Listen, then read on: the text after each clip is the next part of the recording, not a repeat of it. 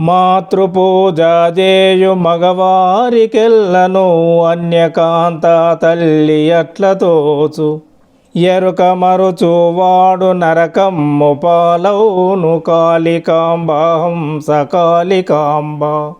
కలిమాయ సోకని మగవారికి, కలిమాయ నుండి బయటపడిన మగవారికి వారిలోనున్న సహజ జ్ఞానం కొద్ది కొద్దిగా ఉదయిస్తుంది.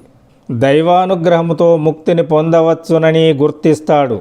తాను ఎక్కడి నుండి భూమిపైకి వచ్చాడో అక్కడి నుండే దైవ పూజను మొదలు పెడతాడు.